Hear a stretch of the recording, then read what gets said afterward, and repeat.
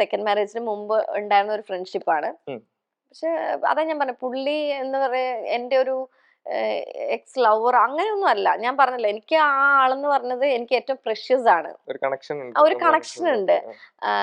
ആളെനിക്ക് ഞാൻ ഇന്നിപ്പോ ഈ ഫ്ലാറ്റിൽ പോലും ഇപ്പൊ നമ്മള് ഫ്ലാറ്റിലാണല്ലോ ഈ ഫ്ലാറ്റിൽ പോലും ഇരിക്കാൻ കാരണം പുള്ളിയാണ്. എനിക്ക് ദൈവത്തിന് തുല്യമായിട്ടുള്ള ഒരാളാണ്. ഒരു ഹെൽപ്പ് ചെയ്ത ഒരാളാണ്. അപ്പം എനിക്ക് ആ ആള് ആൾക്കും ഇതുണ്ടല്ലോ. അപ്പൊ നമുക്കത് റിവീൽ ചെയ്യേണ്ട ആവശ്യമില്ല.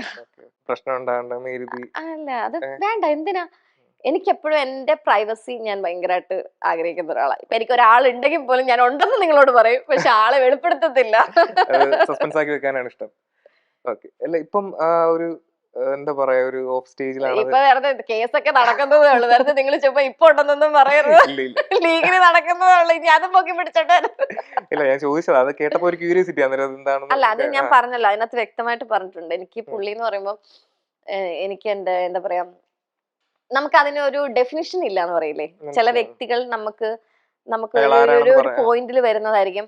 ആ പോയിന്റിൽ വരുന്ന ആൾക്കാര് നമുക്ക് എന്താ പറയാ നമ്മളെ മനസ്സിലാക്കി നമ്മളെ സഹായിക്കാൻ വേണ്ടിട്ടോ അല്ലെങ്കിൽ നമുക്ക് എന്തെങ്കിലും ഒരു ഇതില് ദൈവമായിട്ട് നമുക്ക് അത് തരുന്ന ഒരു ഇതായിരിക്കും. അപ്പൊ അത് ഇപ്പം അങ്ങനെ ഫ്രണ്ട്ഷിപ്പോ കാര്യങ്ങളോ അങ്ങനെയൊന്നുമില്ല. സുഖാണോ ചോദിക്കും, അങ്ങനെയുള്ള ഇതൊക്കെ ഉള്ളൂ.